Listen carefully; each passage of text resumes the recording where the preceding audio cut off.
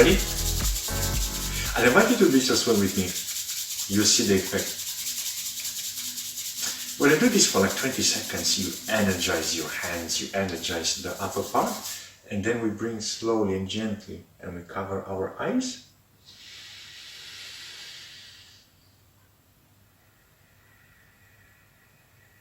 And then gently we bring our fingers and massage the eye bones.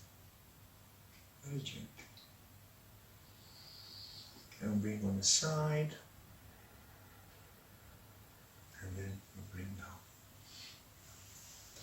What we've done is just electrolyze a little bit the body, energize a little bit the brain, and we prepare for the new activity. This works sometimes when we don't see things, it's very hard to explain or to understand. It's like electricity, isn't it? You see the wires, but do you see the electric going? Do you see the particles? Even if you see the open wire, do you see the energy going through the wire? In the same way is this, the little exercise, little practices, and I just share one of them, something very quick that can energize you. And it's very beneficial also when I've noticed when I have a headache, sometimes after long activity, I take 2 minutes break. I can recommend you the same when you have a gentle headache, in this part, a 2-minute break, and then shake your hands, and then keep it on the side. Because in this way, you balance the energy in the brain. Let's continue. Are you ready? Give yourself a high five and say, I'm awesome, you're awesome. So we're going to start with the 5 biggest mistakes on a CV. 5 biggest mistakes, very important to avoid.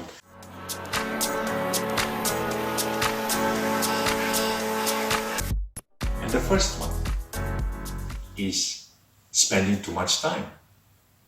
What do I mean by this? I mean spending too much time on preparation and spending too much time focusing too much on a CV. Why would you spend your time in something that has the least importance? Like in a communication, if you look from a communication perspective, which I've discussed, you have words, you have vocal expression, and body language. And we've seen the importance, the most impact is body language, then the vocal, and the last is the CV. So why would you spend, how would you feel to go in a competition, in a training, anywhere, and be only 7% prepared? How would you like to be? Would you like to be 7% prepared, or would you like to be 100% prepared? I hope you said 100%, so this is my purpose, that's what I like to do. So it's very important what I'm going to show in the research part, how much time we should spend on the research and on CV actually, because my focus and what I can invite you to focus and develop is on that part, on that biggest part. So the mistake number 1 is spending too much time on CV. Yes, it's important, however, we have to keep it short, concise, and then we need to focus on the others. And mistake number 2 is the language used. And what do I mean by language used? There are 2 different ways. So for example, when I've noticed the mistakes, I've seen a lot of CVs, and quite often we tend to copy other CVs. So we look what is on the internet and we copy similar. What happens if you copy from a technical CV who talks about a lot of technical elements, and you want to apply for a restaurant, or you want to apply for a different domain? Do you think it will be a little bit of something different there, something will not be linked? And also in this language, one thing very common and very easy to adapt is the language, the active language. Have an active language. What do I mean with active language? Let's look at this phrase. Promotion to a senior manager was given to me after only 9 months. And that's a passive. And the way how this will be active is promoted to senior managers after only 9 months. Mistake number 3 is LinkedIn profile. There's either no LinkedIn profile or the profile is not updated. The most important part on LinkedIn profile, when you're looking at a LinkedIn profile, what is the first thing that comes in your eyes? Is the profile picture, isn't it? How about having somebody open body and with a smile, or a picture like this? which one will give you more confidence, which one will make you to go to the CV. So that first impression to have to update that LinkedIn profile, and there are many tutorials how to do a LinkedIn profile.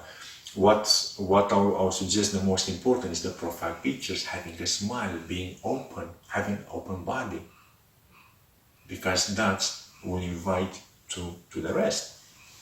Also, it's very important to have the CV in line with the LinkedIn profile. What is on CV is to kind of be correlated with the profile, because LinkedIn these days can serve as a referral. Even in the past, most of the new employees were contacting perhaps the previous employers. Now they're looking on LinkedIn and they can see the evolution and how your past record. Mistake number 4 is something that I used to do in the past as well, and this is how I've learned. My CV was 2.5 pages. Who's going to read a 2.5 page CV? When somebody is looking for a job, you think they're going to read everything? So mistake number 4 is something that I've learned from my own mistake, and I've seen others, after I realized this, I've seen others doing the same, and I realized that I'm not looking through the CVs, I didn't read. I just look quickly, and everybody does the same thing. So it's important that CV to be short, 1 page, unless you apply for a higher position which requires more skills and you have a lot of other skills to highlight, then yeah, you can go higher. Keep it short, 1 page, and when I say it's too short, sometimes too short, I've seen CVs where they just mention what their working position and nothing else. It's important to have something to talk, a little bit of passion, achievements, skills, how did you use skills in those, and use active language. The 5th biggest mistake which I've noticed, and when I've seen this and I've heard other managers and they completely rejected, they didn't even look at the CV when this happened. And it's clarity. What do I mean by clarity? It's apply for 1 position only. If you apply in a company, make sure you apply for 1 position only for that company. What do I mean by this? I'll give you a couple of examples. So for example, we had in our chain, we had a link with companies, so we could see who applies for which company. So I've seen CVs, so somebody was applying, for example, in hospitality, somebody was applying for a chef, then for a different restaurant he applied for manager, in a different restaurant he applied for sommelier, in a different restaurant he applied for a waiter.